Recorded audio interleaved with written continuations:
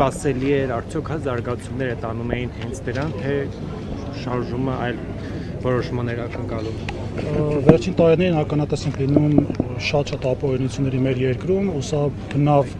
հուսադրող չէ, այլ ընդհակառակը խոսում է Հայաստանում ժողովրդավարության կտրուկ նվազման եւ առհասարակ դրա բացակայության մասին։ Շատ հաճախ է խոսվում, որ Հայաստանի Հանրապետությունը բռնապետության հաստատման փուլում է գտնվում, ցավոք սրտի դա արդեն իսկ ապացույցն է նրան, որ այսօր այն գործողությունը, որ ինքը իրականացում են հեծի եւ առհասարակ այն միտումը, որը կա Հայաստանի Հանրապետությունում իրավունքի պաշտպանության եւ իրավունքի կիրառման մասով, տոտալ բացակայում է, այսինքն ըստ էության արձանագրում են, որ այս գործողությունները այո ունեն կանխատեսելիություն եւ ընդհակառակը մեր մոտ կա մեծ պատկերացում հետագա քայլերի մասին։ Նաև այսօրվա դատական նիստին միջնորդում են որպեսզի քննչականի հայցն է քննարկում 2 ամսով խափանման միջոցը փոխելու, փաստաբաններն ասում են, որ նաև միջնորդել են այլընտրանքային խափանման միջոց կիրառել, ինչ եք կարծում, ինչպիսին կլինի դատարանի որոշումը հաշվի առնելով, որ օրինակ մշտապես հայտարարում է, որ քաղաքական բանտարկյալ է Սամվել Կարապետյանը։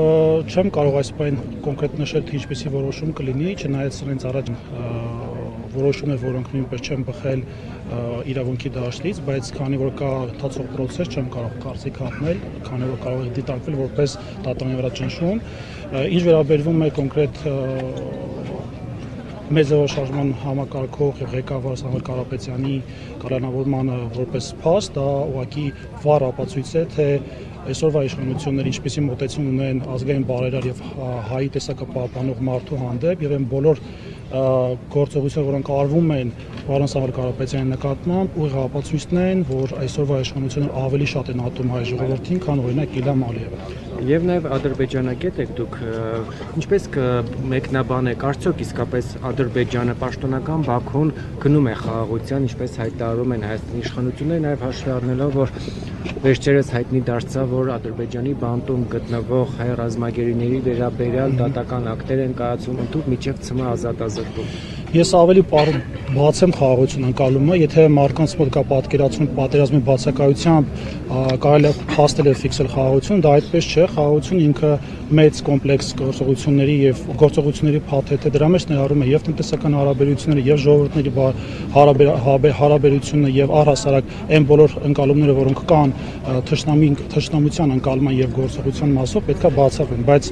այն իրականությունը, որ այսօր մենք տեսնում ենք Ադրբեջանում, ուղիղ հակառակի մասին է խոսում, իրենք պարբերաբար հայ ժողովրդին անպատվում են, բռնուցք են բարձրացնում, սպառնում, որ գլուխները կջարդեն, սա մեջբերում է Իլհամ Ալիևի ոչին, եւ սրա հակադարձումը չստանալով, այսինքն Հայաստանի այսօրվա իշխանությունների կողմից որևէ հակադարձում չստանալով, փաստացի արձանագրում ենք, որ կա տնային աշխատանքի կատարման լուրջ հանձնարարություն, որը կատարվում է այսօրվա իշխանությունների կողմից, այսինքն խաղաղությունը ինքնին իմ խորին համոզման որպես մասնագետ իրենց ուղեղներում է պատկերված, այլ ոչ թե ռեալ գետնի վրա կա։